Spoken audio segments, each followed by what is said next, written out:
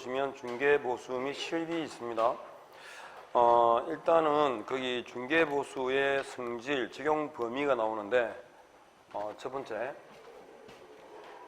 중개보수 청구권이 나오면 자, 첫 번째 중개보수 청구권, 중개보수 청구권의 첫 번째 성격. 중개보수 청구권의 성격은 판례상 개업공인중개사는 중개를 영업으로 하는 경우에 상인으로 본다 그랬거든요. 그러니까 중개보수 청구권도 뭐라 본다 이거? 상인보수 청구권으로 본다. 이게 무슨 뜻이냐면 당연보수다.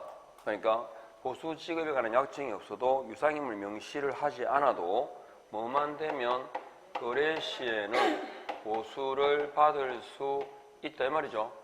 거래 시에는. 그러니까 뒤집어서 말하면 아무리 노력을 기울여도 뭐가 없으면 거래가 없으면 일부도 청구할 수 없다 이 말입니다. 그리고 두 번째 중개보수 청구권이 언제 발생할까요? 의뢰시. 의뢰시라는 말은 중개계약이 체결되면 이 말이죠. 그리고 두 번째, 세 번째 그럼 언제 행사할 수 있다? 그죠? 거래시입니다. 거래계약이 체결되면 중개가 완성되면 같은 말이죠. 거래계약이 체결되면 중개가 완성되면 그럼 이제 그리고 의뢰와 거래 사이에는 뭐가 인과관계가 있습니다. 그리고 실질적으로 개공이 계약서를 작성하지 못했다 하더라도 의뢰와 거래 사이에 인과관계가 있으면 중개보수는 받을 수 있습니다. 그러니까 이런 거 있잖아. 아까 우리 전속중개계약에서도 말씀드렸는데 계약을 진행하는 과정상에서 개공을 배제했잖아요. 그런 경우에 의뢰와 거래 사이 인과관계 있죠. 근데 자기들끼리 직접 계약했기 때문에 개공이 계약서를 작성하지는 않았죠. 그렇다 하더라도 중개보수는 받을 수 있다 없다? 있다의 근거입니다. 그리고 중개보수 청구권을 청구인이 소멸한다. 이제 계약이 개공의 중개로 체결된 거래계약이 해제, 취소, 무효가 됐죠. 그러면 무효가 되었다고 소멸하는 것이 아니라 누구 때문에? 개공의 고의과실로 개공 때문에 계약이 해제, 취소, 무효가 되면 중개보수는 받을 수 있다 없다? 없다라는 거예요. 그래서 발생, 행사, 소멸 요거 기억하시고 두 번째 중개보수의 기준입니다.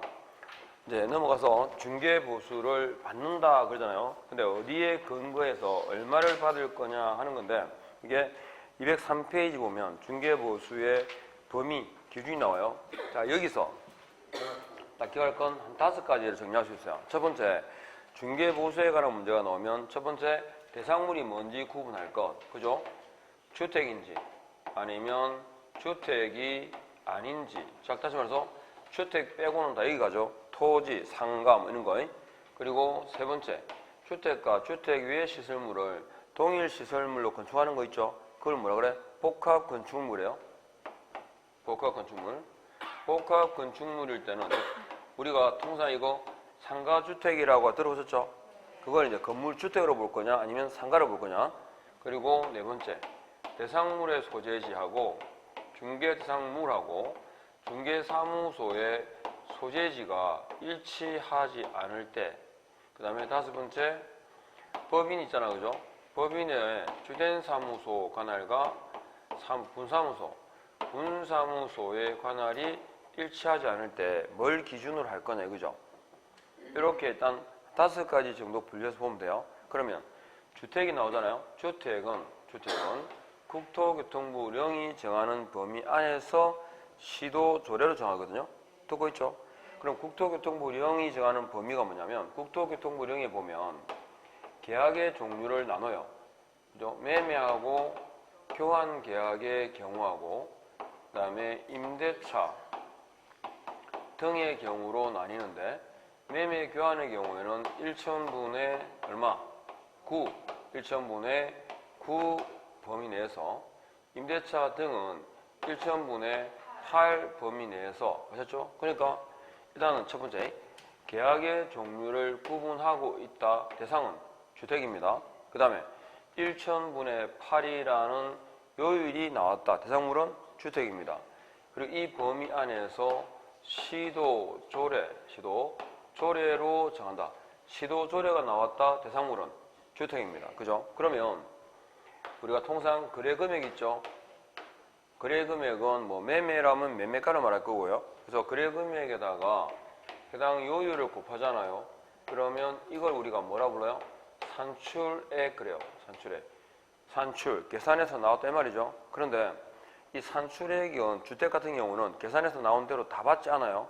그러니까 예를 들어서 이게 부산시 조례 예를 들면 뭐 다 똑같아요. 전국에 5천만 원 이상, 5천 이상 2억 미만이다. 2억 미만의 경우에 요율이 1000분의 5거든요. 그럼 0.5를 곱하면 돼. 그러면 대략 딱 2억 미만이니까 대략 얼마입니까? 보수가 최대 100만 원이죠. 100만 원. 그런데 법정 보수의 한도가 80대 있어요. 그럼 얼마 받죠? 80. 그러니까 주택의 경우에는 산출액 계산해서 나온 대로 다 받는 게 아니라 뭐하고 비교한다? 한도액과 비교를 하게 됩니다. 그래서 한도액이라는 단어가 나오면 대상물은 뭐다? 주택입니다. 그리고 이 산출액은 한도액보다 적거나 같아야 되거든요. 이해하겠죠? 산출액이 한도액을 초과할 수는 없어요. 그러면 이 산출액은 일방 한도입니까? 쌍방 한도입니까? 즉 한 사람으로부터 받는 돈을 말하는 거예요. 두 사람으로부터 받은 돈을 합친 거예요. 한 사람이죠. 그래서 일방 한도예요. 그래서 거래 계약이 체결되면 개업 공인중개사는 거래 당사자 쌍방으로부터 각각 받는다. 이해하십니까? 왜? 계산에 나온 게 일방 한도이기 때문에 총액은 곱하기 2해야 될 거 아니에요. 곱하기 2가 우리말로 각각이에요. 만약 이게 쌍방 한도였으면 거래 당사자 쌍방으로부터 균분하게 받는 일이 되죠. 나누기가 돼야 될 거 아니야. 그래서 일방 한도이기 때문에 뭐라고? 곱하기 2가 돼요. 곱하기 2가 뭐라고? 각각. 시험에는 각각 대신에 균분으로 밖에 나와요. 각각 받는다. 각각. 이해됐죠? 자, 요게 이렇게 계약의 종류를 구분한다. 1천분의 8이라는 요율이 나왔다. 시도조례가 나왔다. 한도액이 나왔다. 그럼 대상물은 주택이라야 돼요. 그 다음에 주택 외에는 주거용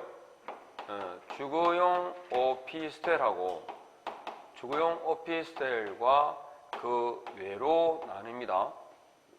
자, 일단은 원래 오피스텔은 업무시설이잖아요. 그죠? 그런데 주거용도라면 중개보수의 부담을 줄여주겠다 이겁니다. 조금이라도. 그러면 주거용 오피스텔 같은 경우에는 매매하고 교환 있잖아요. 그 다음에 임대차 등의 경우에서 요율을 달라요. 이거는 1000분의 5, 이거는 1000분의 4, 그 외에는 1000분의 9입니다. 근데 아까 주택의 경우에는 중개보수 요율을 암기할 필요가 없어요. 왜? 시도조례마다 다를 수 있으니까. 그러니까 계산 문제가 나오면 항상 요율을 밝혀요. 그런데 이 주택 외의 경우, 특히 주거용 오피스텔 같은 경우는 암기를 해야 되죠. 왜 그러냐면 주거용 오피스텔에 대한 매매 계약 체결 시 최대 보수라고 묻거든요. 최대 보수는 그러면 얼마 곱해야 돼? 5 곱해야 되고, 임대차는 4 곱해야 되고, 아셨죠? 그래서 이 요율을 암기하셔야 돼요, 이거는. 근데 문제는 이건 한도거든요. 이 범위 안에서 당사자 간에 뭐라고? 협의로 정합니다. 그러니까 중개보수, 이 상가 건물이 500억짜리예요. 500억짜리면 중개보수가 얼마예요? 법대로면. 일단 기본적으로 우리는 상가는 그냥 1000분의 9로 곱해요. 그럼 9로 곱하면 5, 45죠. 4억 5천만 원이죠. 4억 5천만 원인데 뭐라고? 협의일정이야. 그러니까 4억 5천만 원은 아니에요. 최대가 얼마라고? 4억 5천이지. 그리고 상가 같은 경우는 우리가 그냥 최대라고 그냥 정하는 거지. 이해하겠죠? 그러니까 요즘은 중개사무소 올 때 전문 친구들은 이렇게 물어요. 협의를 정할 수 있는 거 아니에요? 이렇게 해요. 그래, 네 말이 맞지? 그러니까 소장이 힘이 세면, 그죠? 구에 가까울 거고, 의뢰인이 힘이 세면 내려가겠죠. 그러니까 아까 500억짜리 상가 건물을 사고 팔았잖아요. 그러면 법대로 4억 5천만 원을 받겠어요? 5억을 받겠어요? 2억을 받겠어요? 그런 거지. 그죠? 그러니까 그냥 한 장 줄게. 큰 거. 이래 된 거지. 그죠? 그 5억, 4억 5천만 원 다 받을 걸 생각도 안 할 거야. 예. 그런 거예요. 협의 결정이요. 그러니까 이 협의 결정이란 말이 나오면 대상물이 뭐라고? 주택 외에, 그죠? 그리고 협의결정이란 말은 얼마를 받을지 아는 모른다? 모른다는 거죠. 모르니까 중개보수요율표에다가 밝혀야 돼요.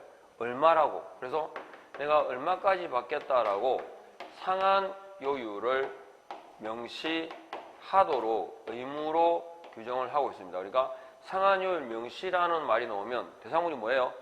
주택 외입니다. 주택 외. 됐죠? 이렇게 딱 정리하시고, 그러면 복합 건축물입니다. 복합 건축물은 뭘 기준으로 하느냐 그러면 복합 건축물은 기준이 주택 면적입니다. 그러니까 주된 용도 아닙니다. 그렇죠? 주택 면적이 차지하는 비중이 2분의 1 이상이라면 뭐요? 주택. 비중이 2분의 1 미만이라면 주택 외에 이렇게 하셨죠? 그래서 이거 이상 미만이 초과 이하라고 나온 적이 있거든요. 그러니까 기준을 딱 정확하게. 그 다음에 대상물의 소재와 사무소 소재지를 구분한다는 말은 대상물이 뭐겠어요? 중개상물의 소재지하고 사무소 소재지를 따진다는 말 자체가 대상물이 뭐라는 얘기입니까? 주택이라는 주택. 주택이 아니라면 대상물이 어디에 있든 왜 전국이 똑같으니까 차이를 둘 필요가 없죠. 그러니까 이렇게 두 개를 따진다는 말은 대상물이 뭐라고? 주택의 소재지와 사무소 소재지가 불일치하게 되면 어디? 사무소 관할 시도 조례에 따른다. 그러니까 시도 조례 나왔으니까 주택 맞죠? 그 다음에 우리가 법인, 분사무소, 그죠? 분사무소 그럼 주어는요? 법인. 뭐가 따라온다? 주가 따라오는 게 맞죠? 그죠? 근데 딱 한 개 예외가 뭐였죠? 중개보수입니다. 뭐에 대한 중개보수? 주택에 대한 중개보수. 그래서 요거 분사무소 관할 어디? 시도 조례에 따른다. 됐죠? 중개보수의 기준은 이것만 아시면 돼요. 더 없어요. 이렇게만 확실하게 아닙니다. 확실하게. 자, 그리고 교재에 이렇게 뭐 정리하고 넘어가요. 제가 지금 칠판 판성한 거 적으면 딱 보세요. 그 다음에 계산 문제가 나오거든요. 그리고 일단은 우리 교재에 보니까 자 203페이지에 중개보수 한도 그래가지고 1번은 주택일 때죠. 주택일 때 2번은 주택 외의 경우인데 특히 이연에 오피스텔이 주거용 오피스텔인가 아닌가의 기준이 있죠. 그 첫 번째 줄에 보니까 전용 면적이 얼마라고? 예, 85제곱미터 이하. 지금 203페이지 보고 있습니다. 203페이지 보니까 그때 그 2번 주택 위에 중에 동그라미 있는 오피스텔 있죠. 이 오피스텔 딱 보면 제일 먼저 주거용인지 아닌지를 구분하는 게 면적이거든요. 그러니까 그러니까 오피스텔 즉 면적이 전용 면적이 90제곱미터인 오피스텔에 대한 매매계약 체결을 중개하는 경우라고 나오잖아요. 그러면 얼마 곱해야 돼 요율을? 9예요 9. 85제곱미터 초과했잖아요. 그러니까 85제곱미터 이하여야 되고 상하 수도가 설치되어 있고 전용 입식부엌과 전용 수세식 화장실 및 목욕시설 있죠. 이 요건을 다 갖췄을 때 뭐라고 한다고? 예, 주거용 오피로입니다. 주거용 오피로. 그거 기억하셔야 되고 그 다음에 넘어갑니다. 그리고 그 밖에 그런 게 동그라미 디귿에서는 역시 마지막 줄 협의하여 결정한다 있죠? 협의하여 결정한다. 그리고 동그라미 미음에 보니까 협의하여 결정한다 그러니까 얼마인지 모르잖아요. 그래서 동그라미 미음에 보니까 두 번째 줄에 중개보수 상한 요율을 보수요율 및 한도액표에 명시하여야 하며 그랬죠. 그리고 세 번째 적용이 뭐냐 그러면 지금 법정보수에 관한 제한을 적용한다는 말은 대상물이 그 업종이 중개업이란 거죠. 중개업이 아니라면 법정보수의 제한을 받을까 안 받을까? 안 받는다 그 얘기입니다. 그리고 동그라미 디귿에 보니까요. 디귿에 복합 건축물 있죠. 주택면적이 2분의 1 이상인 경우는 뭐다? 주택. 2분의 1 미만인 경우는 주택 외 규정을 적용한다. 보이시죠? 그리고 주택에 대한 중개보수 요율표가 나오는데 이건 암기할 필요가 없죠? 참고하실 겁니다. 왜냐하면 시도 조례로 정하기 때문에 중개보수 계산 문제는 반드시 밝혀요. 요율이 얼마라고. 그 다음에 오른쪽 한도를 초과한 중개보수 약정의 효력. 아까 중개보수에 관한 규정은 강행규정이라고 기억하십니까? 강행규정이라 했고 그리고 전부 뭐예요? 초과분이 뭐예요? 그죠? 그래서 그 교재 네 번째 줄에 보면 강행법규에 해당하고 한도를 초과하는 보수 약정은 한도를 초과하는 범위 내에서 무효다. 됐죠? 그거 딱 체크하시고. 그 다음에 계산 문제도 세 번째. 계산 문제도 제가 언급하는 것만 아시면 돼요. 자, 계산 문제가 나왔다. 머릿속에서 대기요한. 대상물이 뭔지 따져보셔야 되고, 그 다음에 기준금액을 구해야 됩니다. 기준금액을 구하고, 그리고 해당 요율이 얼마인지 확인하셔야 되고, 그 다음에 한도. 주택이라면 한도액과 비교하겠죠? 그리고 마지막으로 이게 일반 보수인지 총액인지를 따져라. 대기요한. 아셨죠? 네. 자, 제일 첫 번째 나오는 게 뭐냐면 계산 문제는 보통 3개에서 다 나와요. 3개에서. 주로 3개에서 나와요. 첫 번째가 교환계약입니다. 교환계약은 그냥 큰 거 이러면 돼요. 그죠?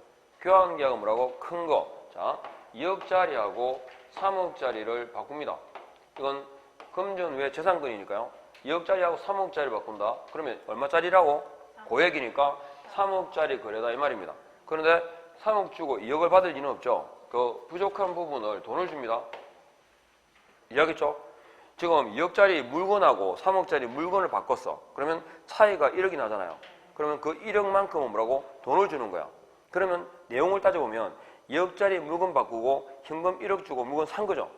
그래서 이런 경우에 계약서를 쓸 때 교환계약과 매매계약의 혼합형을 써요. 그러니까 1. 교환계약 2. 매매계약. 그래서 계약서 쓴다고. 계약서를. 그러면 1억에 대해서는 일반 계약처럼 계약금 얼마, 중도금 얼마, 잔금 얼마, 언제 지급하다 이렇게 되겠죠? 그렇게 계약서를 써요. 그러면 1억은 좀 부족한 부분을 메꾼다 그래가지고 이걸 뭐라 그래요? 보충금 그래요. 그러면 이 보충금은 사실은 1억 주고 물건 사는 거죠. 그래서 이 보충금에 대해서는 매매 대금에 관한 규정을 준용합니다. 주의하실 건 매매 대금에 관한 규정을 준용하지만 이 계약은 교환계약이에요? 매매계약이에요? 교환계약이에요. 정확하게 말하면 보충금 지급부 교환계약이에요. 즉 보충금 지급을 조건으로 하는 교환계약이다. 이게 정확한 명칭이에요. 아셨죠? 그리고 이 보충금은 중개보수를 계산할 때 포함될까요? 제외될까요? 잘 대답하기 전에 포함될까요? 제외될까요? 할 때 이 의미를 잘 해야 돼. 지금 교환계약에서 중개보수를 계산할 때 이미 고액을 기준으로 하고 얘기하는 겁니다. 이해하죠? 무슨 말인지? 이미 고액을 기준으로 하기 때문에 여기에 내용, 돈은 다 들어있어요. 그래서 이제 묻는 거야. 중개보수 계산할 때 1억의 보충금은 보수 계산 시 제외한다, 포함한다? 이미 들어있다는 걸 전제를 하고 지금 다음 얘기하니까 이미 들어있으니까 또 계산하면 돼, 안 돼? 그러면 제외라고 나와야 되죠? 그러니까 그 의미를 잡고 제가 말씀드린 이유가 뭐냐면 제외 포함이니까 고액을 기준으로 한다니까 여기 이미 포함되어 있잖아. 그 포함이 아니야. 이미 여기 딱 들어가 있기 때문에 따로 보충금을 중개보수를 계산해야 되냐 이거예요. 계산해야 되는데 안 해야 되지. 여기 이미 다 들어가 있으니까. 이해하겠죠? 포함 제외라는 의미로 오해하시면 안 돼요. 이미 고액에 여기에 포함되어 있기 때문에 별도로 계산할 필요가 있다 없다? 없다라는 말이 제외. 이해하겠죠? 그래서 보충금은 중개보수 계산 시 포함된다, 제외된다? 제외된다. 왜? 이미 들어있기 때문에 중복하지 마라 이 말입니다. 그렇죠? 네. 그 다음 두 번째. 그 다음에 자, 두 번째. 계산 문제가 나오는 거 임대차 계약에서 차임 있는 임대차입니다. 차임 있는 임대차는 일단 세 가지를 딱 전제로 합산 금액이 그 다음에 5천만 원 미만일 때 70을 곱한다. 이게 포인트예요. 자, 그러니까 이건 실제로 이제 딱 계산해 보면 돼요. 봐봐요. 계산 문제가 나왔습니다. 주택입니다.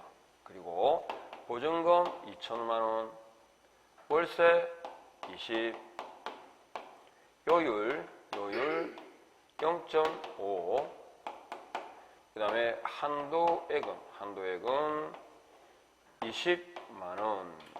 이렇게 해서 나오고 중개보수 총액은 얼마겠냐라고 시험에 실제 나왔던 문제입니다.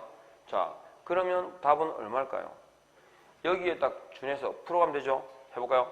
첫 번째, 대상물이 뭐다? 주택입니다. 그러면 기준금액 구해야 되죠? 기준금액 얼마인데요? 보증금 2천만 원 더하기 월세가 20만 원 곱하기 100. 이게 더하기죠. 그래서 이걸 합산금액하고 100을 곱했죠. 그래서 환산금액이라고도 하고요. 중개보수를 계산할 때 기준금액이죠. 같은 말이에요. 기준금액, 합산금액, 환산금액. 보증금입니까? 보증금이 5천만 원 미만입니까? 아니고요. 보증금은 얘가 보증금이잖아. 그러니까 틀린 지문이라고. 보증금이 5천만 원 미만인 경우가 아니고 합산금액이, 환산금액이 혹은 기준금액이 5천만 원 미만이라고 나와야 된다고. 아셨죠? 그래서 보증금이 아니고 자 그러면 1000에 10이라고 하거든요. 물론 지금 이제 시장이자가 그렇게 얘기하는데 지금은 시장이자가 보통 5죠? 1000에 5? 1000에 5쯤 돼요.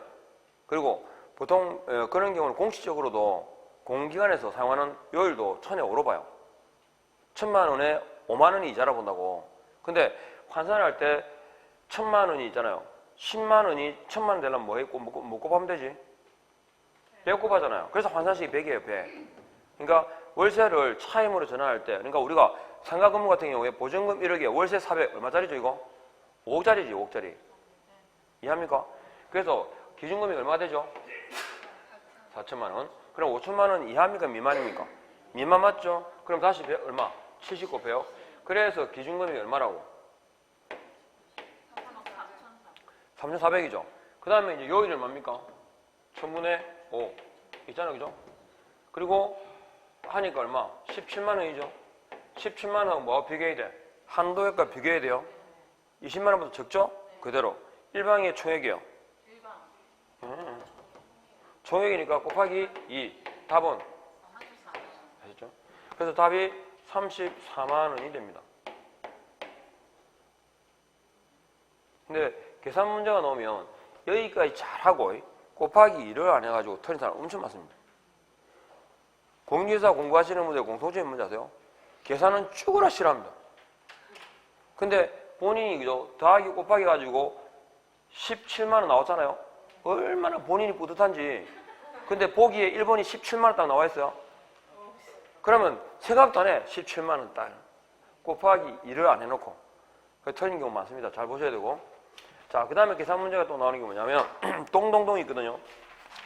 동동동. 자, 페이지 206페이지에 위에 3번 있습니다.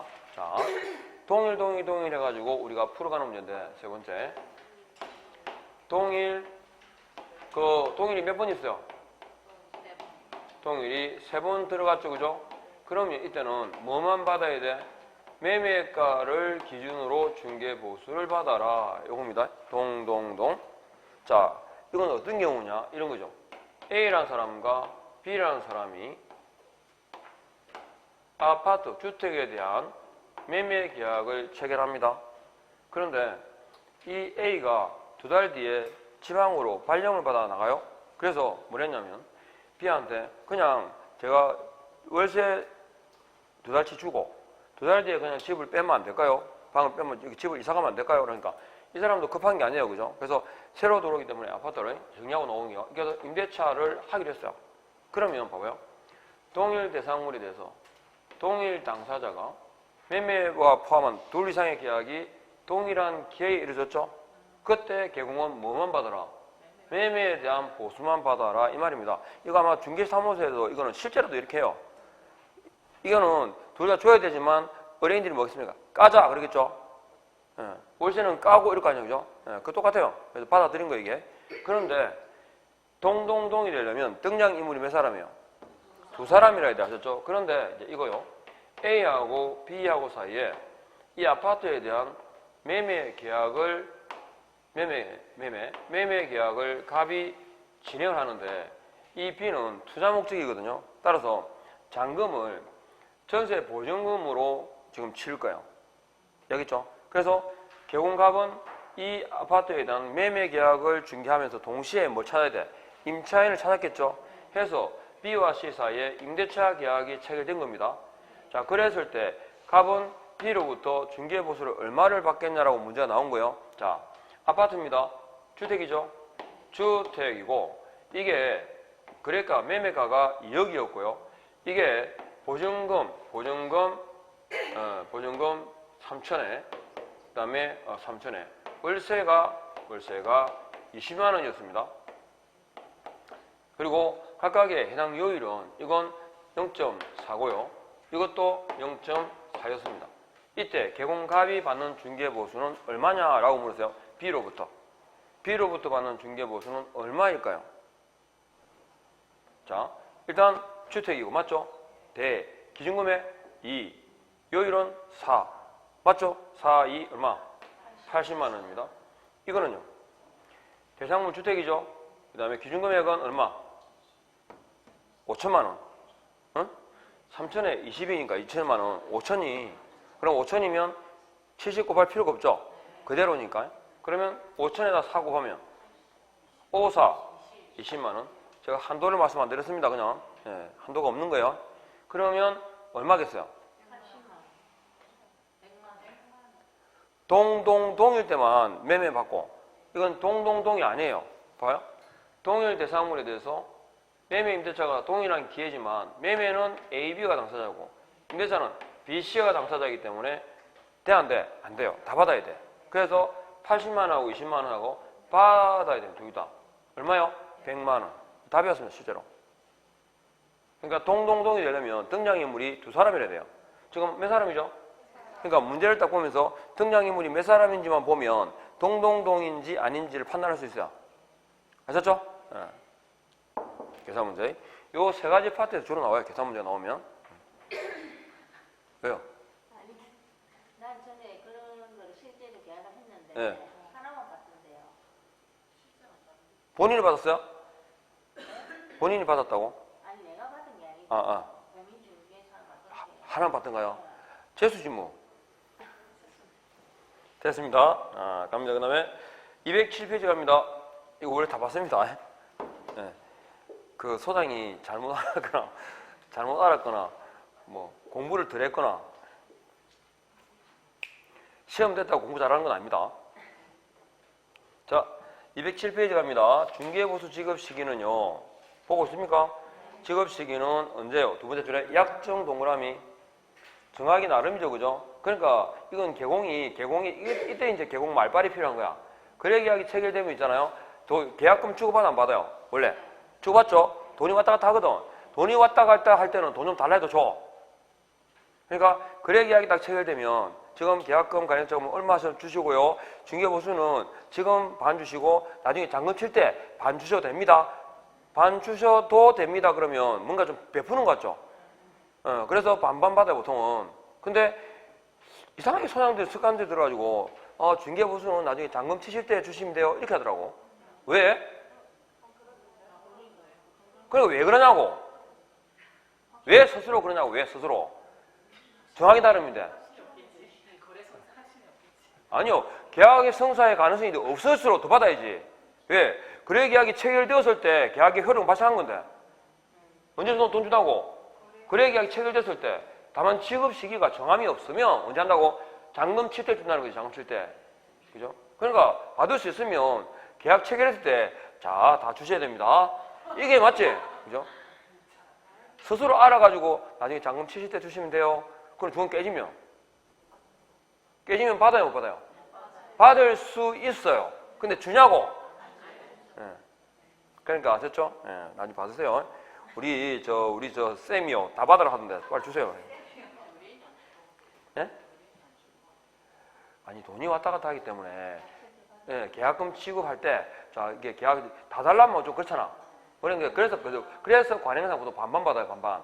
특히 큰 건일수록 계약이 깨지면 못 받아요. 나중에 결국은 물론 뭐 매도인은 뭐 주겠지만 때문 주겠죠. 자,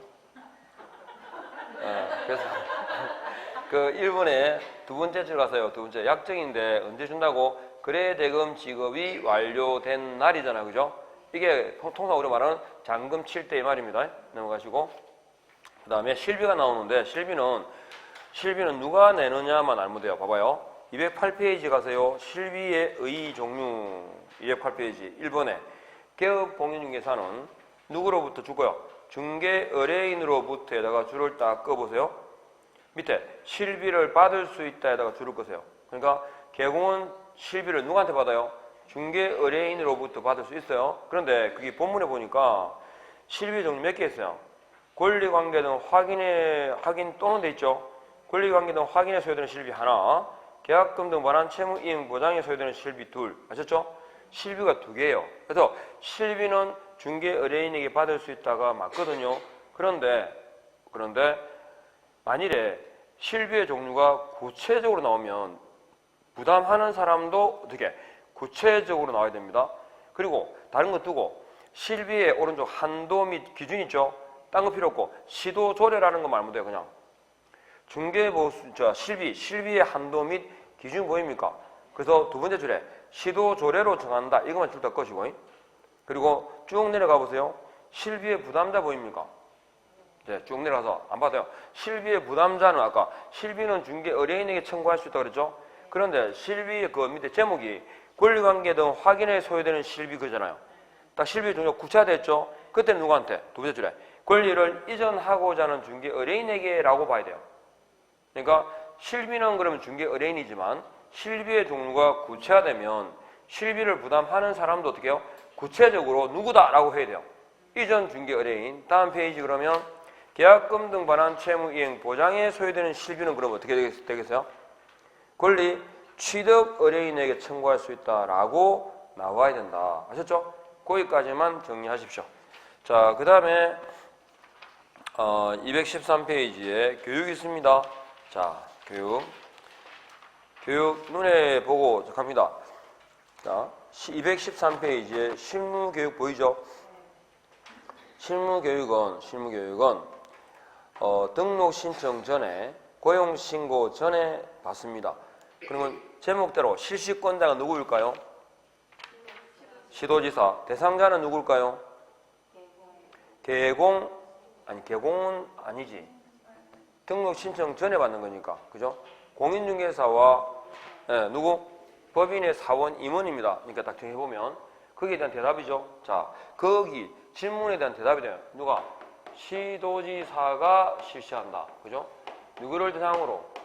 등록 신청자와 누구? 소공을 대상으로.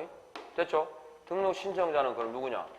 개인은 공인중개사일 거고 법인의 경우는요. 법인의 경우는 사원, 임원, 전원입니다. 전원. 됐죠? 이렇게요. 그리고 실무교육은 자 유효기간이 몇 년입니까? 1년입니다. 실무교육의 내용은 뭘까요? 실무교육의 내용. 자, 다음 내보시죠. 다음 페이지에. 실무교육의 내용은 법률 지식입니다. 법률 지식만 줄을 딱 꺼세요. 그리고 실무교육의 시간은요.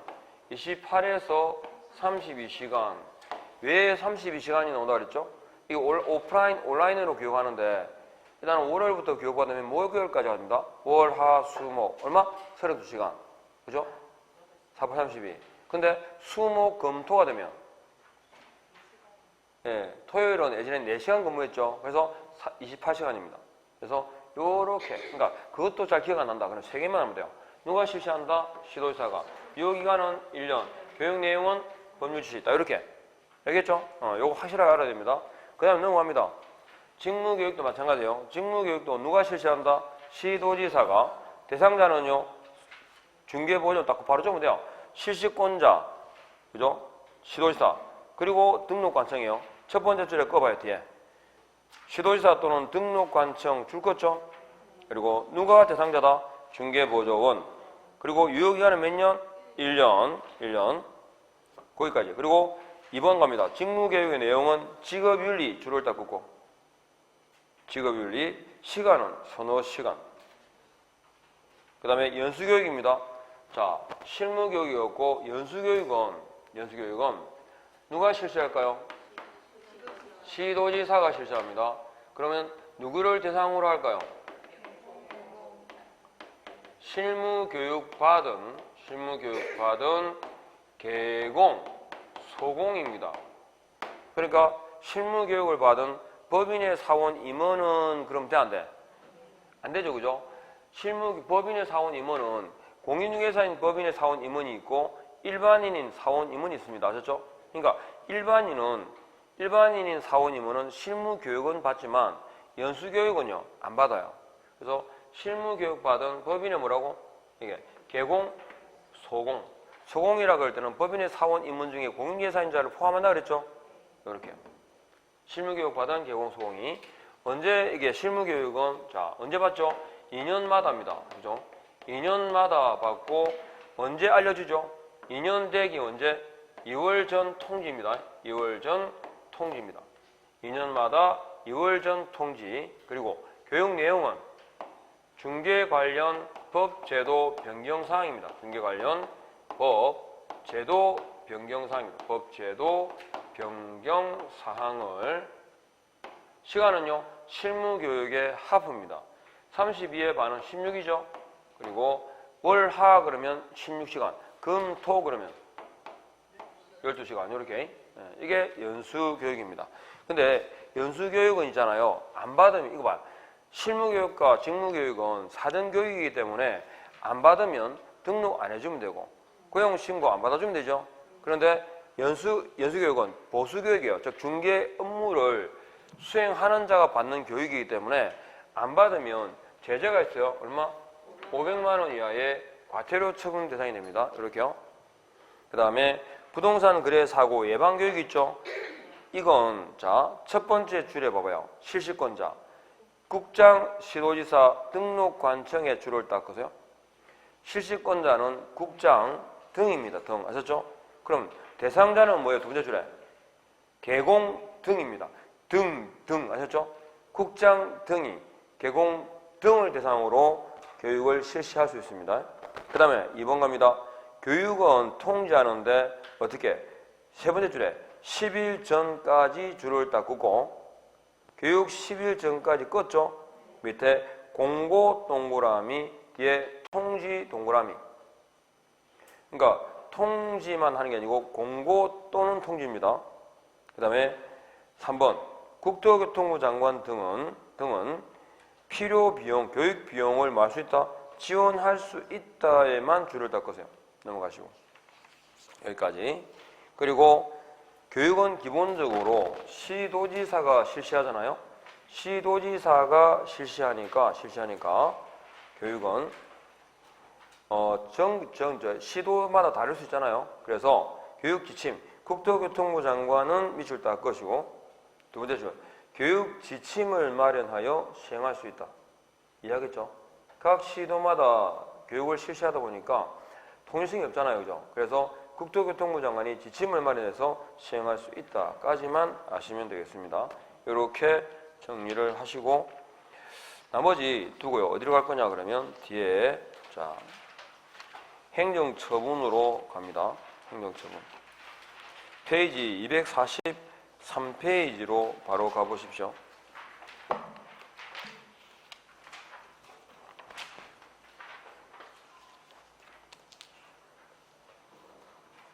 자, 일단은 여기 지도감독부터 해가지고 기본 골격을 딱 말씀드리고 일부 정리하고 마무리 지을 겁니다. 보십시오. 감독관청이 있는데 거기 보면 감독관청 페이지 243페이지 있죠? 자, 거기 감독관청이 몇 개 있습니까? 거기에 하나, 둘, 셋 있죠?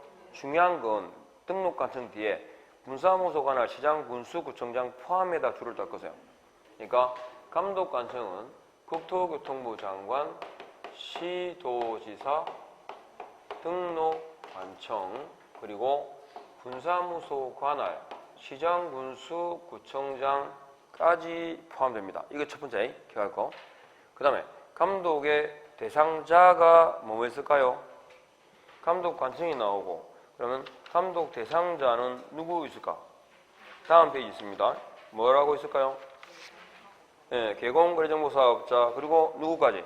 무등록자까지 포함됩니다. 그래서 거래정보사업자, 개업공인중개사 그리고 무등록자까지 감독의 대상이 됩니다. 그러니까 이렇게 묻죠. 지도감독은 등록한 후부터 그 대상이 된다. X. X죠. 무등록자 있으니까. 그리고 자, 아까 분사무소 관할청도 감독권 있다 그랬죠. 근데 분사무소는 분사무소에 대해서만 감독권이 있습니다. 이해하겠죠? 그러니까 분사무소 관할청이 주된 사무소에 대해서 감독을 할 수는 없어요. 들었죠? 그러면 자, 이게 우리가 하나 알고 있는 게 있는데 부동산 거래 정보망에서 누가라는 자리에 올 수 있는 게 뭐밖에 없죠? 국장. 그러니까 거래정보 사업자에 대한 지도감독권, 행정처분권, 명령권 다 누구한테 있어요? 예. 그래서 국토교통부 장관만 행사합니다. 그런데 여기 개업공인중개사에 대한 감독은 국장, 시도지사, 등록관청 다 됩니다. 됐죠? 그러니까 국토교통부 장관 등은 개업공인중개사에 대해서 감독상 명령을 할 수 있다. 오죠? 그런데 이제 감독하다 보면 위반 사유를 적발할 거 아닙니까? 그죠? 그럼 그 위반 사유에 대해서 개공에 대한 행정처분은 누가 할까요? 오로지 등록관청의 고유권한입니다. 그러니까 지문이 틀린 지문 나오는 예가 이거거든요. 국토교통부 장관은 개업공인중개사에 대해서 감독상 명령을 할 수 있고 그 위반 시 행정처분이 가능하다. X. X. 행정처분은 등록관청밖에 안 돼요. 감독은 되지만 아셨죠? 네. 그리고 아까 분사무소에 대해서 분사무소 관할청도 감독권 있잖아요. 그죠? 그런데 분사무소에 대한 행정처분권은요. 역시 주된 사무소 관할청 등록관청에게만 있습니다. 됐죠? 이거 기억해야 됩니다. 그리고 지도감독의 방법이 보시면 1번, 2번 있죠? 그러니까 감독상 명령력 사유도 체크하고 합시다. 일단은 3번에 거래 동향 파악해 줄 것이고 그 다음 두 번째 이법 위반 행위 확인해 줄 것이고 그 다음에 3번에 공인중개사 4번에 개업공인중개사 줄을 딱 긋고 뒤에 행정처분을 위하여 필요한 경우입니다. 그러면 행정처분을 위해 필요한 경우라고 할 때 대상자가 누구예요? 공인중개사, 개업공인중개사예요. 그냥 듣기만 하세요. 누구는 없어. 거래정보 사업자는 없어요. 여기죠. 행정처분을 위해 필요한 경우라고 할 때 대상자가 공인중개사하고 개업공인중개사 둘이에요. 그리고 지도감독의 방법 몇 개라고? 행정명령과 행정조사가 있는데 행정명령 옆에다가 개공과 지도감독 방법 행정명령이다. 명령 옆에 개업공인중개사하고 거래정보사업자를 적으시면 되고 그 다음에 사무소에 출입해서 조사, 검사 할 수 있다라고 할 때는 개업공인중개사와 무등록자입니다. 그러니까 무등록자는 불시에 사무소에 와가지고 조사, 검사는 되는데 아셨죠? 업무 보고라든지 그 다음에 자료 제출 등을 요구할 수는 없죠. 왜냐하면 그 말은 무등록자인 걸 알면서 내비둔 거잖아요. 방치한 거잖아요. 그건 직무유기죠. 그러니까 무등록자는 뭐라고? 행정조사의 대상일 뿐입니다. 그리고 사무소에 출입할 때 문을 열고 딱 들어왔다. 누가? 시급은 산도깨비 같은 게 들어왔어. 근데 알고 보니까 제가 공무원이라 그래요. 근데 공무원이 어찌하다? 맞죠?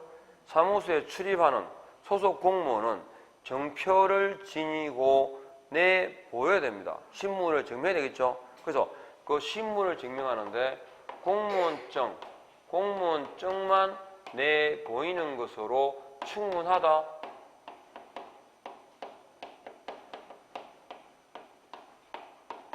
몇 개입니까? 씩씩 2개입니다.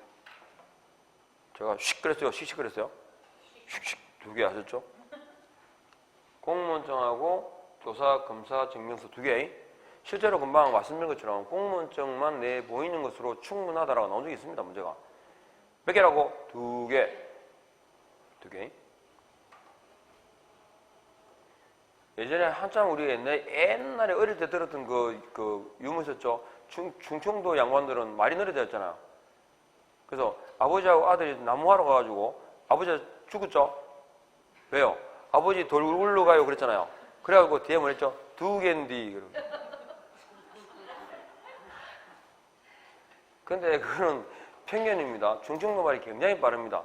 진짜로 그게 맞아? 라는 걸 갖다가 한자로 하죠. 기억? 느리진 않아요. 어쨌든 공무원증, 조사검사, 증명서 있죠? 그 2개. 근데 실제로 느리긴 하대요. 아니 느린 게 아니라 여유가 있더라. 말이. 자, 공무원증하고 조사검사 2개. 그리고 위반했을 때요. 제재가 개공 위반하면 업무 정지예요. 그 다음에 거래정보 사업자가 위반하면 제재가 500만 원 이하의 과태료 처분입니다.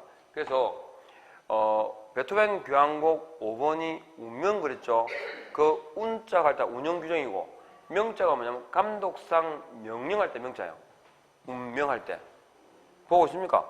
그러니까 오른쪽에 거래정보 사업자의 그 첫 번째 줄에 보니까 감독상 명령 등에 위반하여 그러잖아요. 그래서 명자. 그래서 500만 원 이하의 과태료 처분이 뭐라고? 운명하는 이거 명자입니다. 명자. 됐죠? 그 다음에 행정처분의 종류 분류하는데 이거 쫙 설명 많은데 다 접어두고 247페이지까지를 제가 간단하게 정리를 하겠습니다. 보시면 다 아는 것들이니까요. 자,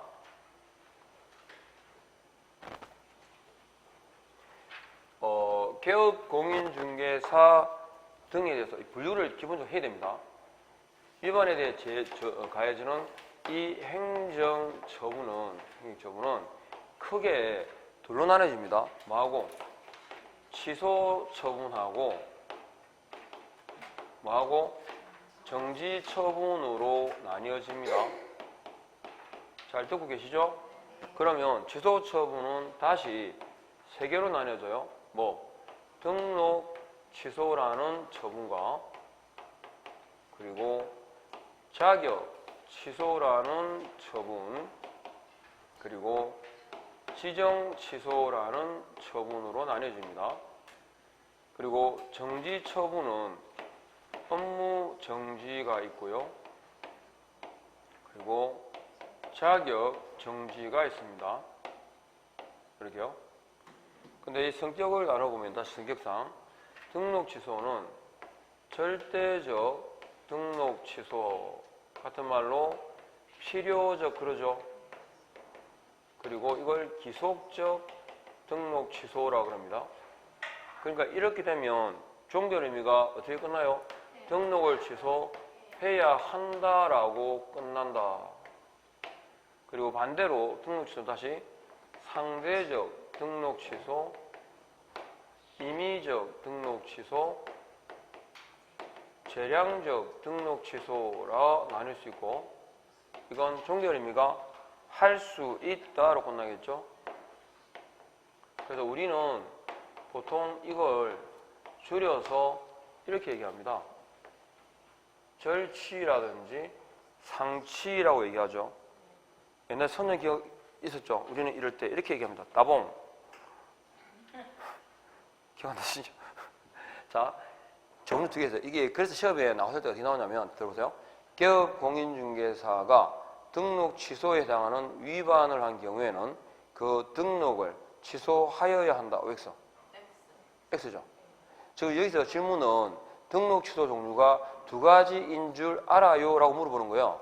그죠? 두 가지니까 구체적인 위반이 안 나오면 해야 되는지 할 수 있는지 알 수가 없잖아요. 그래서 그 첫 번째. 그런데 자격 취소가 나오면 무조건 뭡니까? 해야 한다고 꺼내야 되죠. 절대적 취소밖에 없어요. 절대적 자격 취소 사유밖에 없어요. 해야 한다 꺼내야죠. 하고 이래야 되는데 그냥 뒤에 할 수 있고 라고 나오면 이유 불문하고 뭘 위반했던 간에 틀린 거예요. 아셨죠? 해야 한다 꺼내야 되니까. 반면에 지정 취소는 재량적이죠.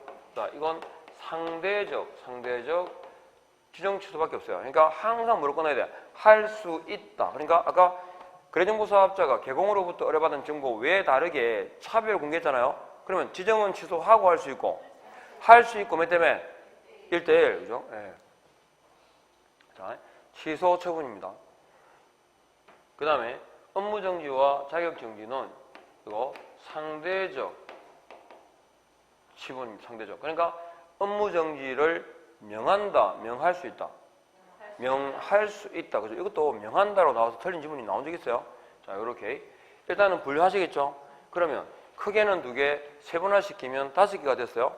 그리고 이러한 처분에 대해서는 공인중개사법상 사전 구제 제도를 두고 있습니다. 사전입니까? 사후입니까? 사전입니다. 사전 구제 제도를 두고 있는데 취소 처분을 하기 전에 청문을 거치게 되어 있고 정지 처분 전에 의견 제출 기회를 부여하도록 규정을 두고 있습니다. 그래서 일단 첫 번째 기억하실 건 뭐냐면요. 청문회 대상은 취소 처분입니까? 행정 처분입니까? 취소 처분이라는 게 첫 번째입니다. 그러니까 행정 처분을 하고자 하는 경우에는 청문을 거치고 X죠? 청문회 대상은 취소 처분입니다. 그리고 청문에 의하지 않은 취소 처분은 무효입니다. 아셨죠? 다만 개공이 사망했거나 해산하게 되면 청문을 거치지 아니한답니다. 아니한다. 죽었는데 살릴까? 그러니까 하고 안 하고가 아니라 안 한답니다. 그런데 취소 처분 등이 취소 처분 등의 객관적으로 증명할 수 있는 경우, 즉 재판 등에 의해 가지고, 그러니까 취소 처분 등이 재판 등을 거쳐서 취소 처분이 이루어지는 경우 있잖아요. 그러니까 금고 이상이죠, 수용자. 금고 이상의 형을 선고받아서 등록 취소 처분이 된 경우라면 이미 재판을 거쳤으니까 변론의 기회가 있었겠죠. 거기에 대해서 다시 주목해서 말할 기회를 줄 필요는 없다는 거죠. 물론 말할 기회를 줘도 되고. 그러니까 재판 등 객관적으로 취소 처분 등이 재판 등 객관적으로 증명할 수 있는 경우에는 그때는 청문을 거치지 아니할 수 있다고요. 사망 해산은 거치지 않는다고 아셨죠? 네. 자, 그리고 청문이라든가 의견 제출의 기회다 할 때 청문의 대상이 취소 처분이라고 각각의 조문이 있어요. 그런데 청문이나 의견 제출의 기회를 부여한다 할 때 그 세부적인 절차는 어느 법을 따른다? 행정절차법상 규정된 절차를 따릅니다. 아셨죠? 공인중개사법상 규정된 절차에 따라가 아니고요. 그 절차는 어디 있다고? 행정절차법에 있다. 세부적인 건 이렇게요. 일단 분류하시겠죠? 그리고 이러한 처분이 누구에게 이루어지는지를 잘 봐야 돼요. 자, 갑니다. 등록 취소 처분은 누구에게? 개업공인중개사에게. 이거 누구의 고유 권한이다? 등록관청의 고유 권한이다. 아셨죠? 또 자격 취소입니다. 자격 취소 처분은 누구? 공인중개사입니다. 공인중개사는 개공 아니고 공인중개사고, 이거 누구? 시도지사의 고유 권한이고요. 지정 취소라는 처분은요, 거래정보 사업자를 대상으로 누구의? 국토교통부 장관의 고유 권한이고, 그 다음에 업무 정지 처분은 누구? 개공을 대상으로 한 누구? 등록관청의 고유 권한입니다. 그 다음에 자격 정지 처분은 누구요? 소공을 대상으로 한 누구? 시도지사의 고유 권한이다. 됐죠? 까지 해서 이렇게 됐습니까?